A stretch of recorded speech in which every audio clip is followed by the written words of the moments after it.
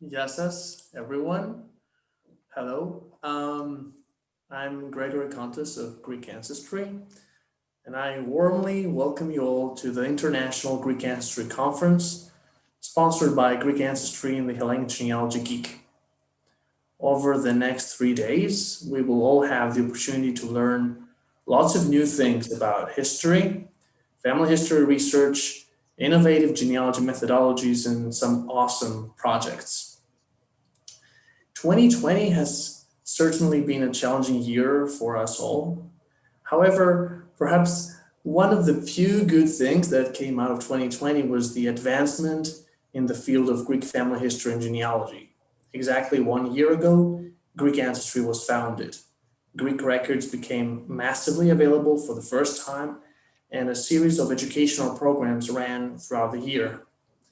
What became clear throughout like our interactions with people over the last 12 months is the great interest and need of Greeks around the world, now more than ever, to reconnect with their family heritage and roots, to learn more about the history of their people, and to advance their history, research tools, and techniques. Indeed, this conference has been organized to meet these very needs, and I would like to personally thank my friend Carol Kostakos Petranek, who labored intensively for the organization of this conference. Thank you, Carol, and now I'm turning this to you, Georgia. Okay. Hi, everyone. I am Georgia Stryker Keilman, the founder of the Hellenic Genealogy Geek Facebook group and blog. I am very excited to be co-hosting this virtual conference with Gregory Contos of Greek Ancestry. I'd like to take this opportunity to also thank Carol Kostakos Petranek for all her hard work. We couldn't have done it without her. I also want to thank Ben Soper, our technical specialist, who is the one who's going to keep everything working over the next 3 days, hopefully. I would like to introduce our first moderator of the day, Alexandra Girizzi. She's a Greek Ancestry intern and the author of Yaya and Me, the articles posted on Greek Ancestry, which we all enjoy. Alexandra, take over. All right. Well, thank you very much, Georgia. Our first session is entitled Records and Repositories in Greece. It will help you learn how to use records to find your ancestors' surnames and villages, and it will also cover what records you can expect to find in Greece. Please note that handouts for this session can be found under the Conference tab on the Greek Ancestry website. The first presenter I'd like to introduce is Georgia Stryker Keilman. Georgia is the founder of the Hellenic Genealogy Geek Facebook group and blog. All four of her grandparents were born in Greece. Georgia's interest in collecting books and documentation on Greek immigrants began in the mid-1990s while working and living in Australia, where there was an abundance of recently published materials on the subject. Upon her return to the US, Georgia continued to collect books, articles, and data on the worldwide Greek diaspora. In the year 2010, Georgia formed the Hellenic Genealogy Geek Facebook group and blog to share all that she had collected with those interested in researching their own family history. The group has grown to over 27,500 members as of January 2021. Georgia strives to encourage people to contribute by helping others and sharing information. Georgia's goal for the year 2021 is to create an associated website to complement the Hellenic Genealogy Geek Facebook group that will list and categorize thousands of links to websites, databases, articles, books, etc., of interest to people doing Hellenic genealogy research. Alongside Georgia, we also have Carol Kostakos Petranek. Carol serves as an assistant director of the Washington, D.C. Family History Center, where she coordinates classes, conferences, and community outreach projects. She is an active member of the Greek genealogy community and teaches at local and national conferences. Her ancestors are from Sparta, with 3 of her 4 grandparents born in Aios Ioannis and the 4th in Mistras. Her great-grandparents are all from neighboring Spartan villages. Her passion for family history has prompted her to volunteer to digitize and preserve historic records in Greece, beginning with work at the metropolis of Sparta and expanding from there. Carol blogs at spartanroots.wordpress.com and writes personal and family histories. She's a volunteer at the Maryland Archives and the National Archives in Washington, D.C.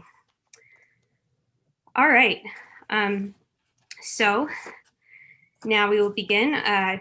Georgia, isn't it true that the first things a person needs to know before being able to successfully conduct research in Greek records is the village slash city of origin and the Greek surname? Yes. Before attempting to trace ancestors in Greek records, you must know the name of the village and the Greek surname and hopefully given name of your family. Mm-hmm. The past year has been amazing for Greek genealogy research, like Gregory said. MyHeritage.com released over 1,400,000 Greek election list records and 180,000 historic marriage records, along with backup documents from the holy metropolis of Monomvysia and Sparta. Also, Greek Ancestry, launched a year ago, today's its birthday, it was hosted by Gregory Kantos, and currently offers over 600,000 indexed and searchable records for various parts of Greece. These records do not overlap with the ones in MyHeritage. They have voter lists, mail registers, military lists, Greek state census records, parish census records, parish voter lists, Greek business directories, and more. But you know what? You still have to know the name and location of your ancestral village, along with the Greek surname used by your family, to not only get appropriate results on these two sites, but also make contact with Greek archives or Greek administrative offices. First, the most important thing you can do is to interview all your living elderly relatives, not just your parents and your grandparents, but also all your aunts and uncles. If these relatives have passed away, talk to all your cousins, not only the first cousins, but the second cousins. When their parents passed away, important records and photos were probably passed down to them. During the interview, ask the following questions. Determine the names of your grandparents and their parents if you can. Do they know the first immigrant, who the first immigrant was that came from your family? Were any other relatives also in the US, Canada, Australia, or somewhere else? Do they know the village of origin? Ask for copies of any records, letters, or postcards and photographs they may have. This is much easier today than it was a long time ago, when people held on to these documents and pictures because they thought they wouldn't get them back. Now with our iPhones, we can just take a picture and it's done. Were your ancestors married in the Greek Orthodox Church? If so, do they know which one? Ask if there are any other relatives living in the area that that you might not be aware of. You may need to have multiple conversations with these relatives because they might not be able to remember everything on the first interview. Remember, the more you share, the more they will share. So if you share some new documents or photographs with them, it may help them remember other information. Now let me share the screen here, but just a second. Oh, wait a minute. I'm gonna put just give me a second here. No problem at all. Can you see that? No? No. All right, sorry. Let me go to my screen and say share. I goofed that up. Share screen. Okay, how about that? Can you see that? Don't believe so. Carol, what am I doing wrong? You clicked on the share screen button on the bottom. Yes. Okay. And did your screens pop up? Yes. And you have to click on the one that you want to share. I am. Okay. All right. Are you going Did you want to share the charts that we made? And some other things too. Okay. But that's all right. I can do it without this. Carol and I put together a chart that says, before searching in Greek records, you must have your ancestor's surname and village of origin. And what this chart has is, on the left-hand side, a list of all the records, and on the top, a list of what's included in the records, like the spelling of your Greek surname, place of birth, date of death, maiden name, marriage, occupation, residence, physical description, parents and children's names, and living relatives. There's an X in each of the boxes, which helps you understand what information is included in each of the records in the left-hand column. So this can be used as a reference, but every record is not equal.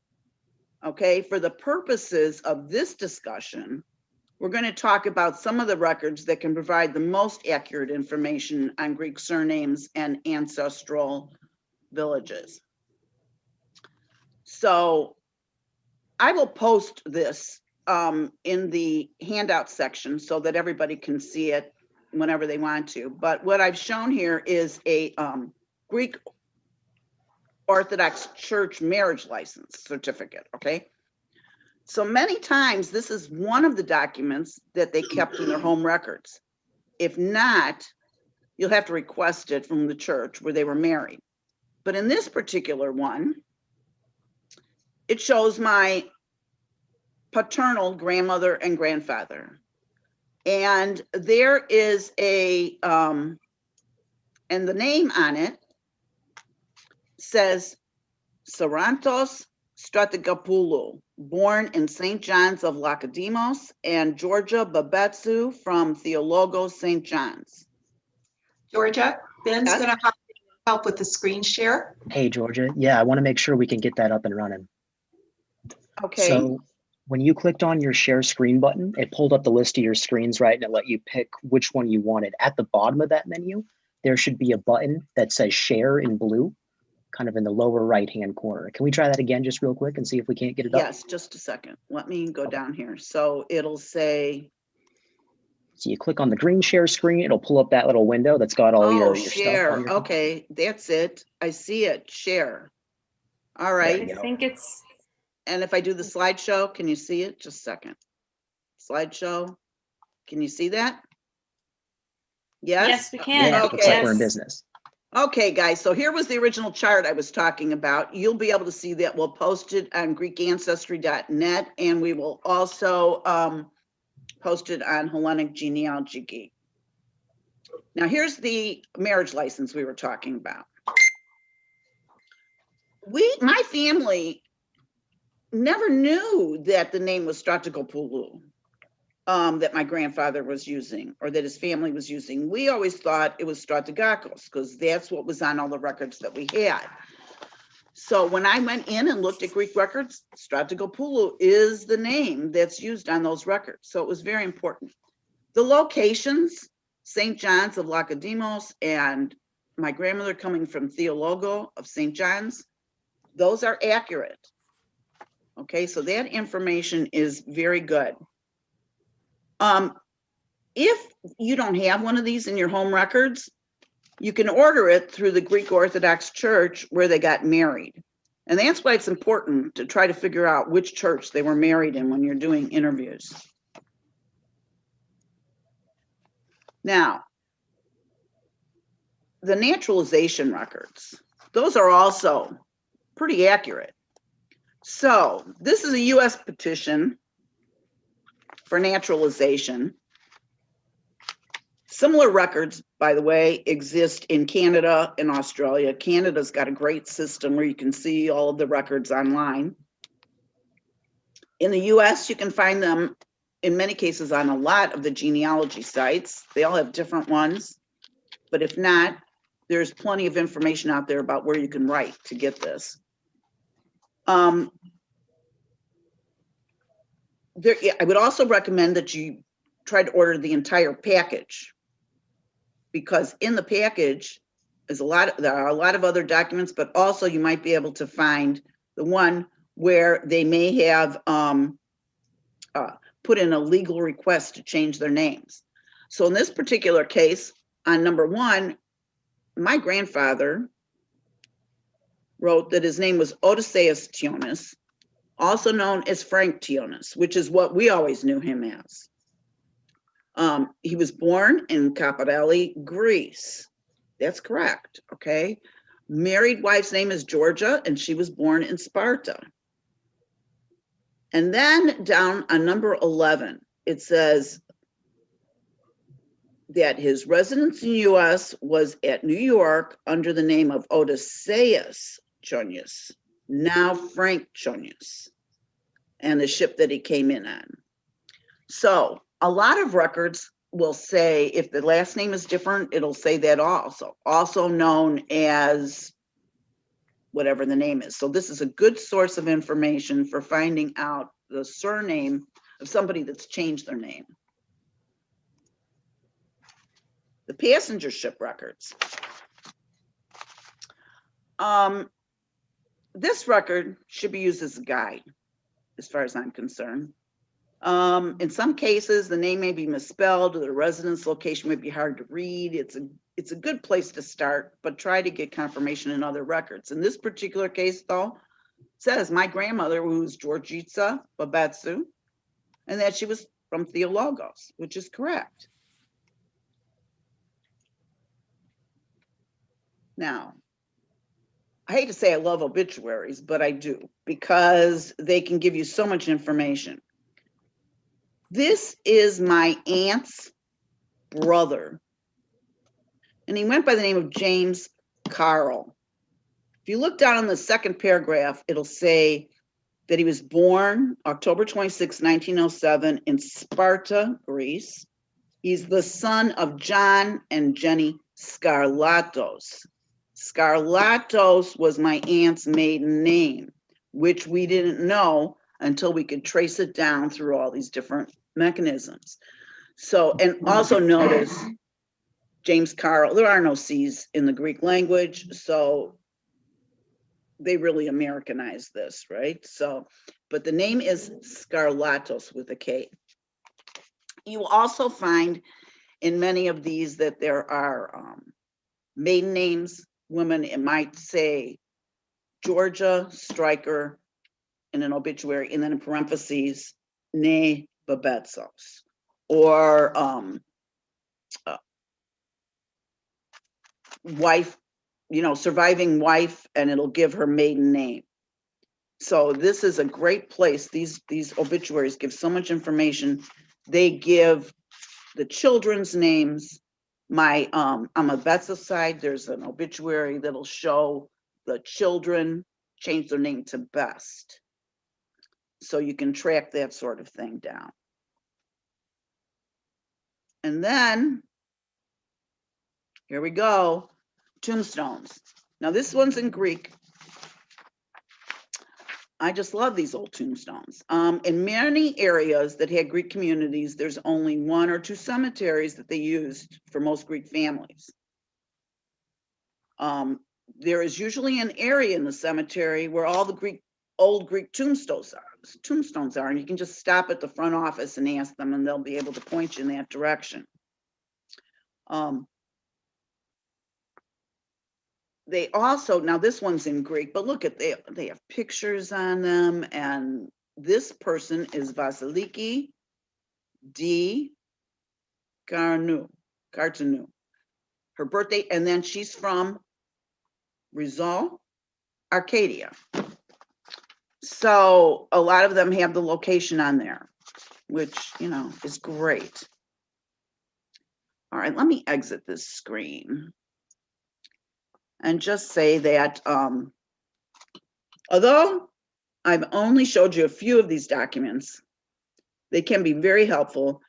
You may also find this information in like alien registration files, birth and death records, military records, passports, newspaper articles, especially the old Greek newspapers, and a lot of them have been digitized and are coming online or are online already.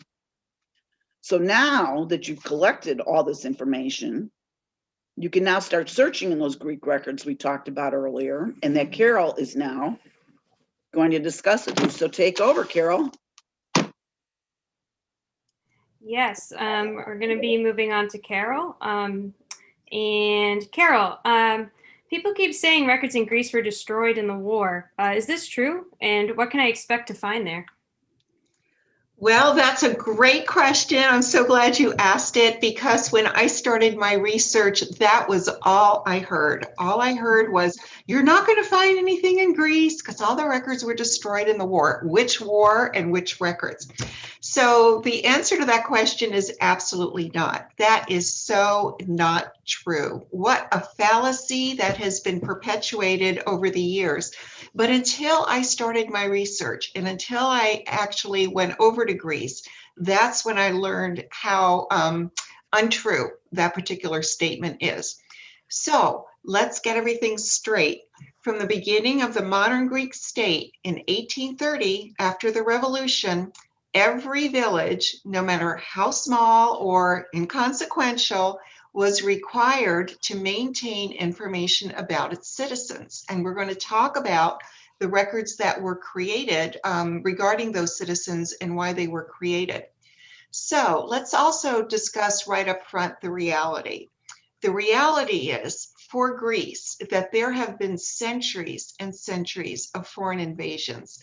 And that has caused records to be, in some cases, destroyed, but more often to be hidden in obscure places so that they were protected and saved and not found. And Gregory and I learned when we were at the metropolis of Greece, unfortunately could not go this past summer due to COVID, but when I was last there in 2019, we learned from the gentleman who I was working with to digitize marriage records that they would take these records and pack them on the backs of donkeys and haul them off to the mountains so that they would not be taken, they would not be destroyed, and they would not be lost.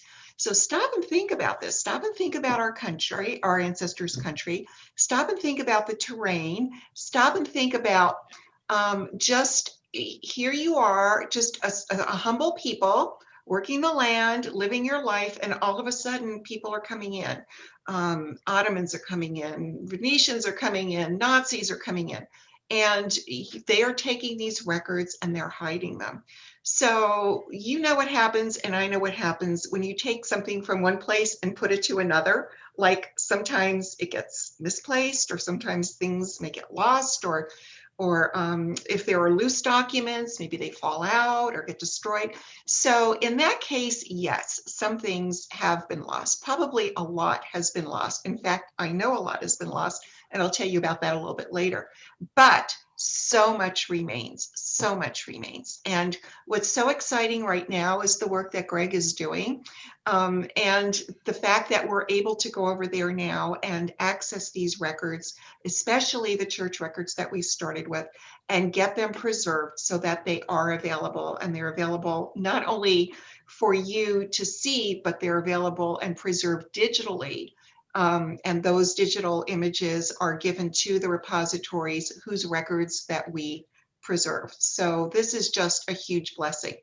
The other thing to think about lost records is that in modern times, the government of Greece has undergone numerous administrative changes. So when they do these geographic administrative redistricting, they'll close one municipal office and they'll take all the records and they'll move them to another. So again, what happens when things get packed up and moved? Okay, maybe they do, some things get lost, maybe some things get destroyed. So stop and think that it's not just the war, it's not that people came in and burned, although that did happen in some villages, but that there are other factors as well. The last thing to consider is who's handling those records. So we have the clerks in the municipalities, we have the priests.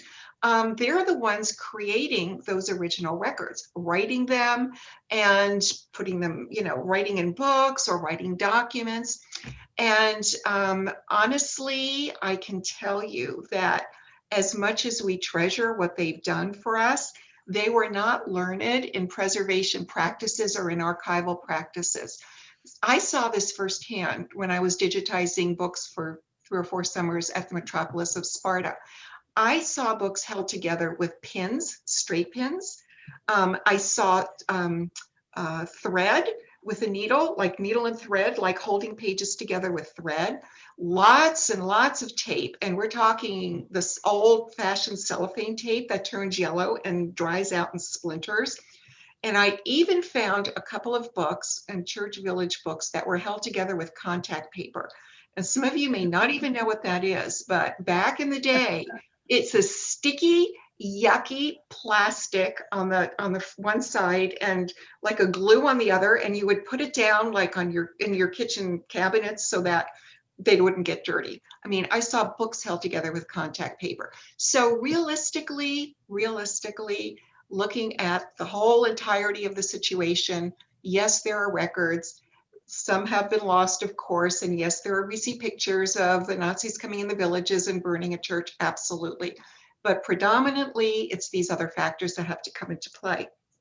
So if there are records there, and if it's true now that we are able to access them, what exactly is available for you to see?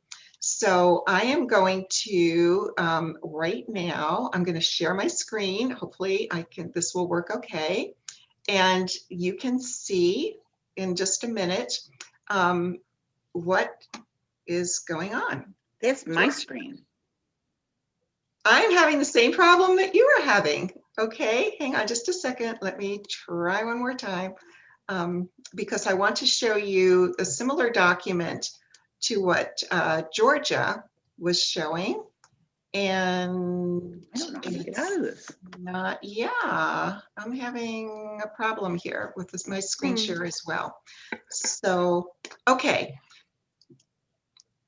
it says I'm screen sharing, but, oh yes, it did. It came up. Wonderful. Okay, we're good. Really? Because I don't see it. Yeah, there's just a slight, Okay. slight delay, so I apologize. Looks good. Okay, great.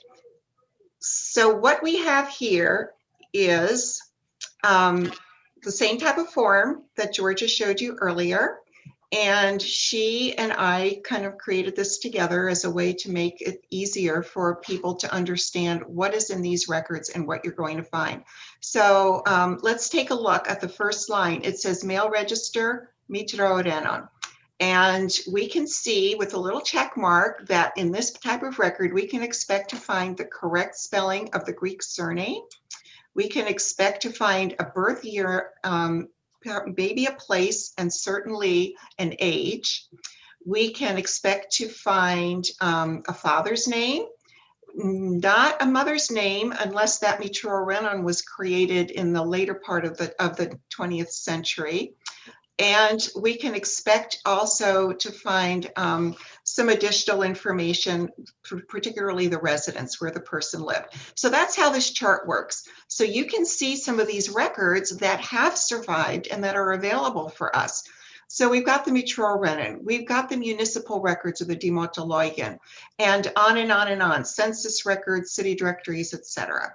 So what we'll do is show you some of these records so that you can see what it is exactly that you will be you'll be looking for. I do want to let you know on this screen that's coming up next is a document that has the links to these different types of records, where they're found, and how you can access them. So I'm not seeing that come up on my screen. There it is. Okay, I see it now. Yeah. All right, so consequently, on this particular one, you can see that we've got on the left-hand column all the different types of records. In the middle column, it's where you will see those records, where you'll find them if you go to Greece in person. And in the right-hand column is a link to those records that are online, or information about those records that's online. And the second part of this document is a mini description of each of those particular types of records. So this information that Georgia and I are sharing with you, as she said, it's on the Greek Ancestry website under Conference tab. Okay, so let's go ahead and start talking specifically about a very, very important fact that if you've done research in the US or Australia or something where records are pretty meticulously kept, and you run into this situation in Greece, it throws you. And the situation is conflicting information. Now, we all know that there could be conflicting information. There is conflicting information in a lot of documentation, but there's really conflicting information in Greek records. Two areas particularly. One is the surname, and the second is the age of the person. So what is it with our Greek surnames? They didn't become standardized until the mid-1800s after the Revolution, and when the Greek state began to start keeping records. So, well, you know, why is it that you've got two people in a family and one person is called by one name and one person's called by another? And this is really just, now it's endearing to me, but at the beginning of my research, it was so frustrating. In Greece, when you meet somebody for the first time, they don't say, what's your name? They say, "Πώς σε λένε?" What do they call you? So when somebody says, what do they call you? You can get really creative, and you can give them your nickname. You can give them your paratsoukli, which is the same thing as a nickname, just in Greek. You can say, oh, they call me Nikolaos du Yorgu, Nikolaos, son of Yorgu, okay? Nikolaos, son of Georgios. And then maybe that Nikolao du Yorgu morphs into Yorgopoulos, which eventually you get to be known as Yorgopoulos in the village. There are these alternate names that families have are phenomenal. I have several families, including my own paternal grandmother, whose family goes by two names, Arida and Mihalakakos. Mihalakakos is son of Michael. Well, one of the earliest men in the family's name was Michael. So some people became Mihalakakos. The Arida is a paratsoukli. It's a nickname. There was another person in the family who had big feet and long legs, and he got this nickname of Arida for long leg. So half the family's Mihalakakos and half the family's Arida, and neither of those two have any relationship to each other except that they're blood family. So you need to be aware that things like that will happen to you. Now, if you're not sure about your name, the spelling of the name, like I said, lots of times names are spelled phonetically in Greek. Greek Ancestry has a great tool. It's a spelling tool on the website under education, and just fill out a form and just say, I've been told that my family's name is this. Is that the real name in Greek? And they'll get back to you. Greg will get back to you, and he'll give you what that correct spelling of that name is. So that's a really helpful tool. Okay, so what's with the ages? I have alien registration files from people here in the US that have, one of them has 40 documents in it. And in those 40 documents, the same person is giving her information with completely different, wildly different dates as to when she was born. And that seems incredible to us, but not so if you think about the circumstances of how our people lived when they were in Greece. They didn't celebrate their birthdays. They celebrated their name day, their saint day, the day that the saint was the name of the saint that they have. And so consequently, a lot of people just have no clue when they were born. You may find in US records that there's a whole bunch of people were born on January 1st, 1900. Why? Well, somebody asked for their birth date. They didn't know what it was, so they made it up. Okay, so whenever you're looking at any record, the first thing you have to say is, who's the informant? Was it the person himself? Was it somebody else? Even if it's the person himself, the information may not be accurate. If it's somebody else, it may not be accurate. So the long and short of it all is that you are going to have conflicting information, and just be prepared for that. Okay, let's move on now, and we're going to talk first about civil records and then about church records. So civil records or government records are kept in two locations. One is the municipal office or the mayor's office, or in Greek, Demologian, and the second is in the archive offices, and there are archive offices all over Greece. So you will need to search in both repositories, but from experience, let me advise you to start in the archive office. And the reason for that is simple. Archive staff are hired to help people. That's their job. You have a question, they're hired to help you. Municipal workers are hired to take care of the everyday activities in the municipality and whatever the mayor needs to have done. So if you come into a municipal office like I did in Kalamata and ask for a clerk to help you find a record from 1860, you're going to get a look like, are you kidding me? When there are 15 people in line behind you waiting to get what they need for their everyday life or existence. Speaking from experience, I can tell you it's so different to go to a town hall than it is to go to an archive. So if you can, focus your first research attempts in an archive. And what are you going to find there? What are you going to look for first? The three basic records for your Greek research, which are your town registers or your Demologian records, your mail registers, and voting lists. But voting lists now, as of the last year, are online. And even before then, Georgia was working on voting lists, and we're going to get her to help us understand a little bit more about them in just a minute.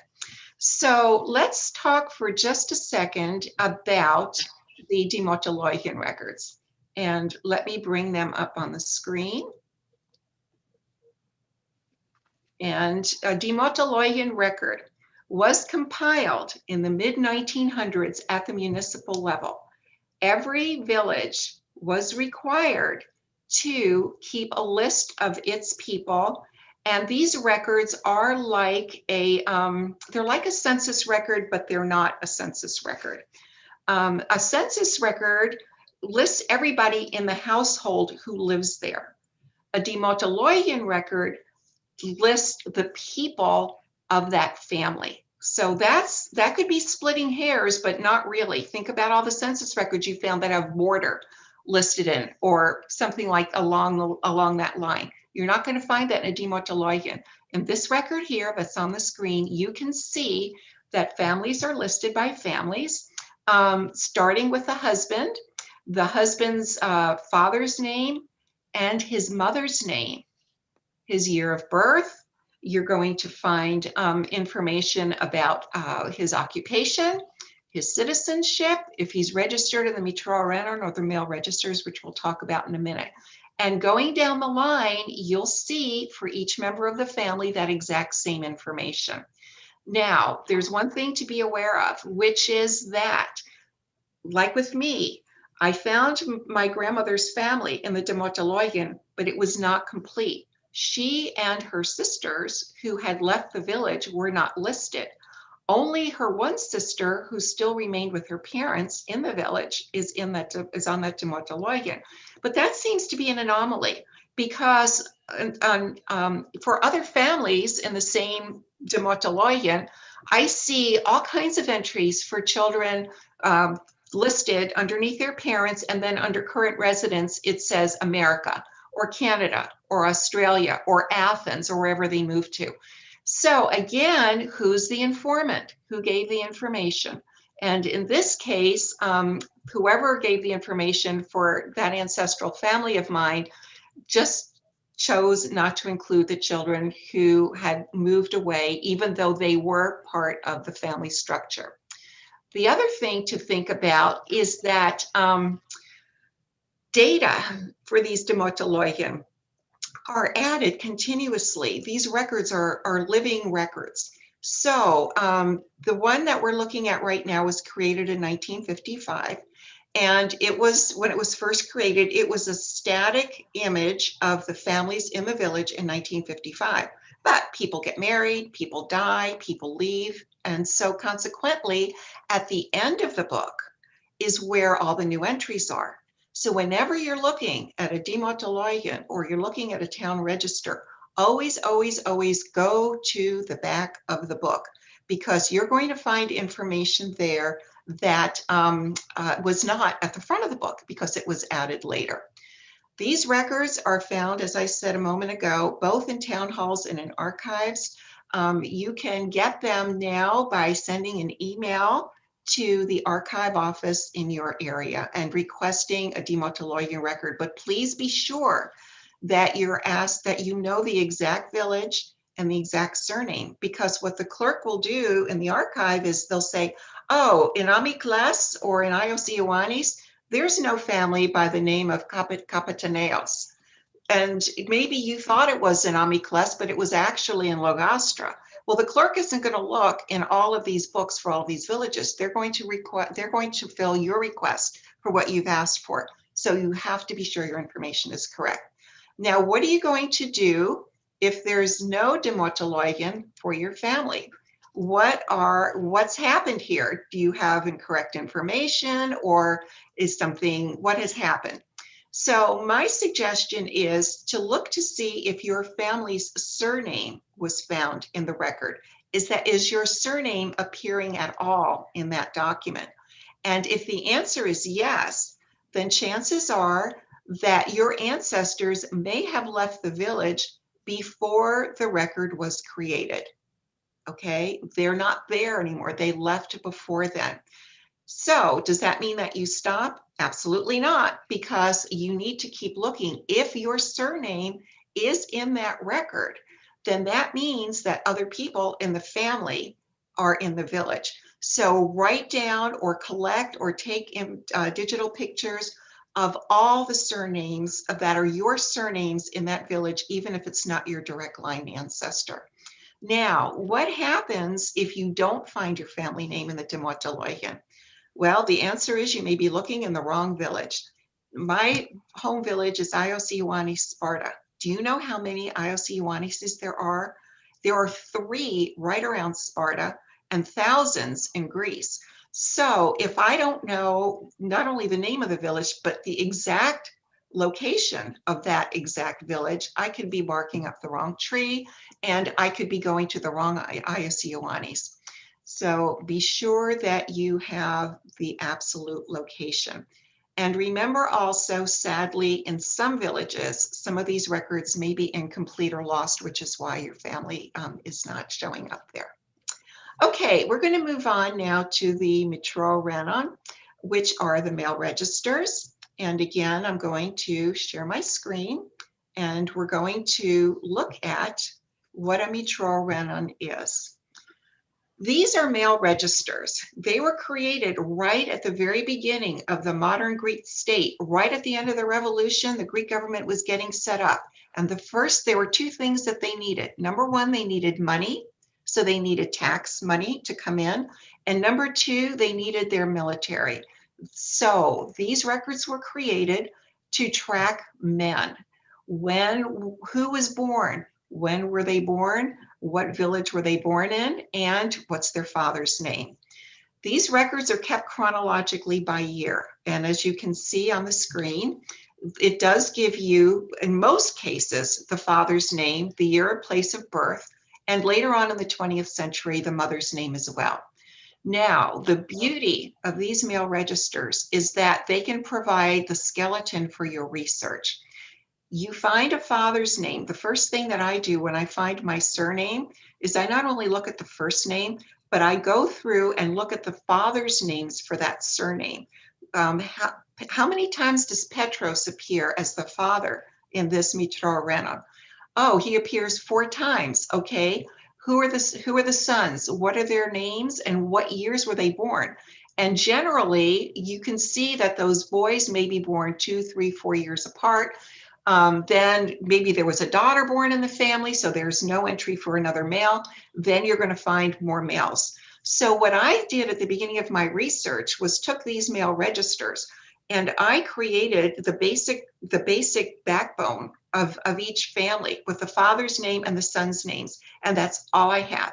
That's all I had when I got started. The Demologian helped by filling in the mother's names and of course the daughter's names.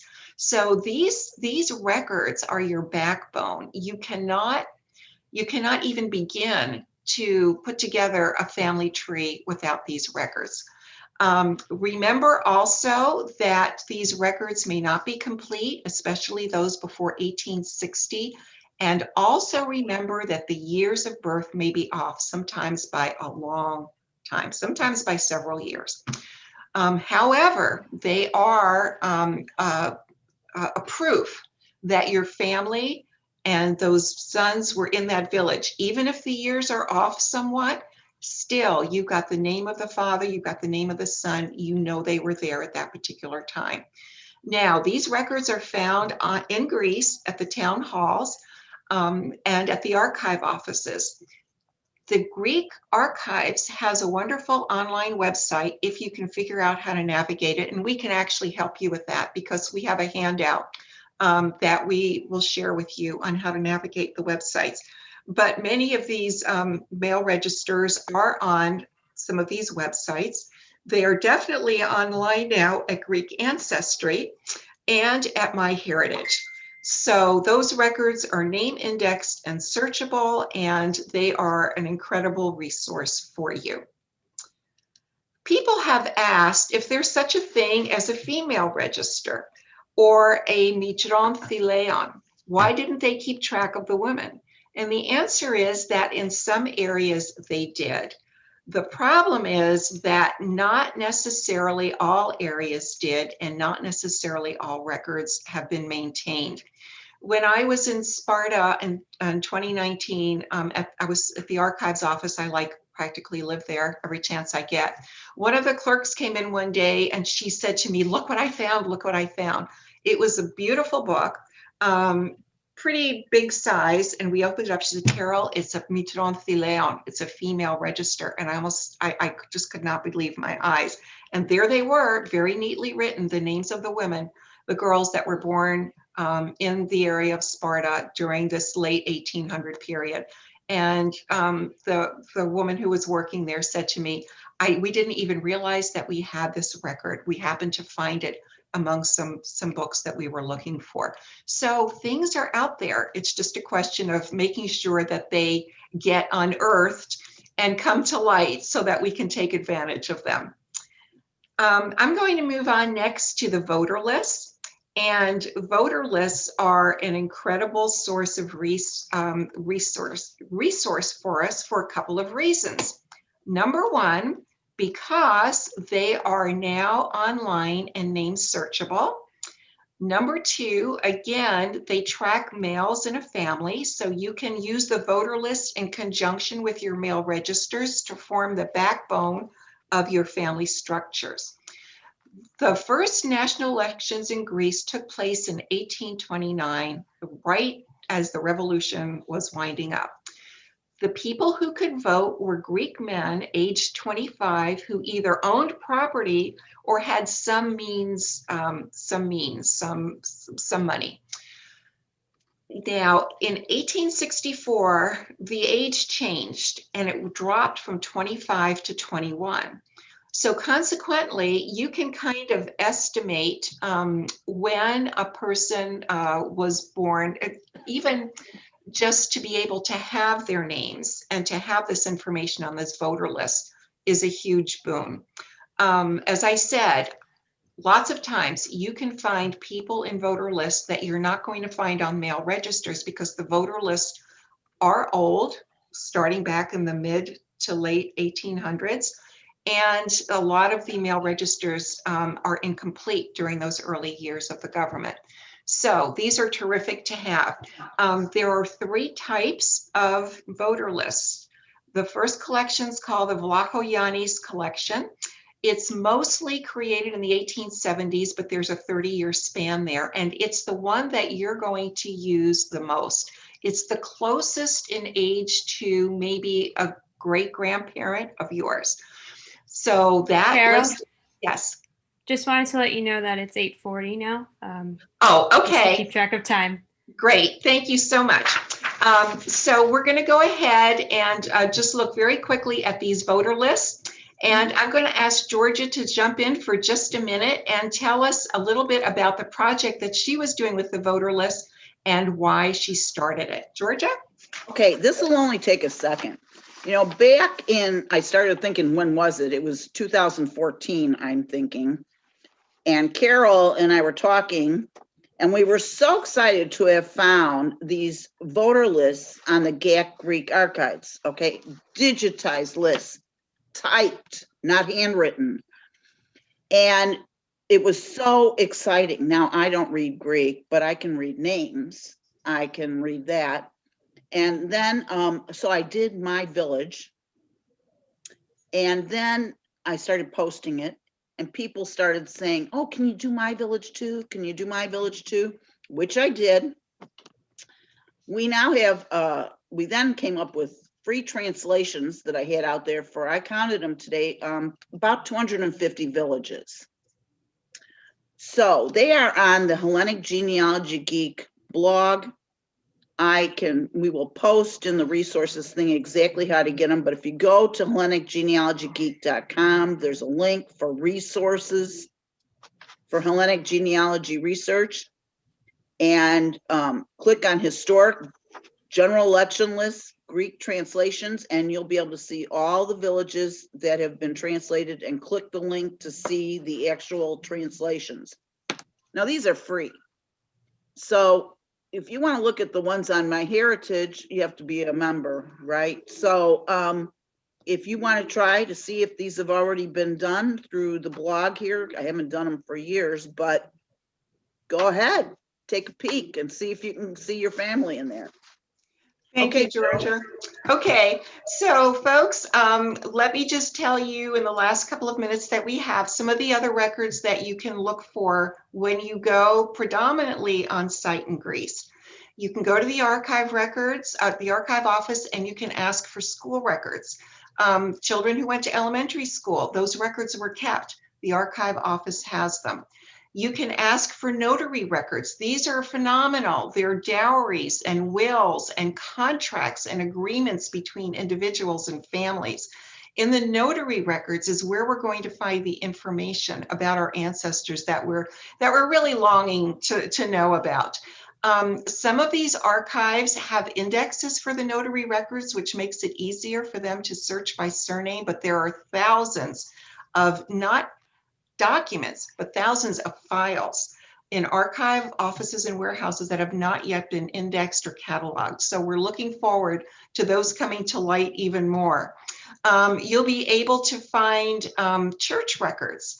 The church records in the metropolises, which is like an archdiocese, has marriage books and marriage documents. These are the records now that we've digitized and are online at MyHeritage. For Sparta, but you've also got your village churches. You have your baptismal and marriage and death books in the villages. And in order to access those, none of those are online. There's no church office that you can call and ask the clerk to look up something for you. Those types of research need to be done in person.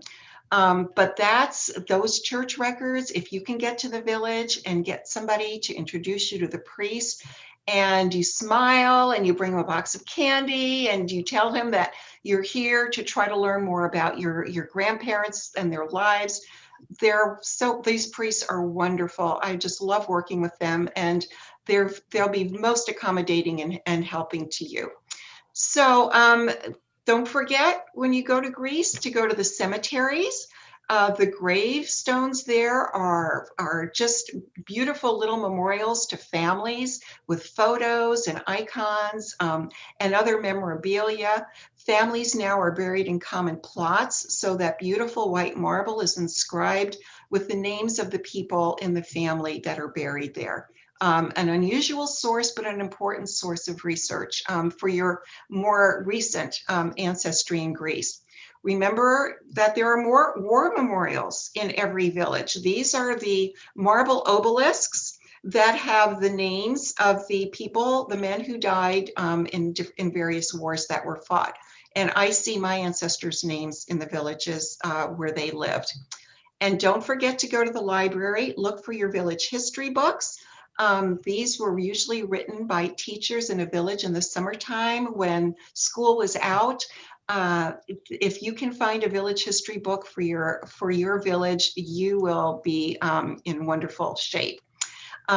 Some other records that you can find online are on the handouts that we're giving to you.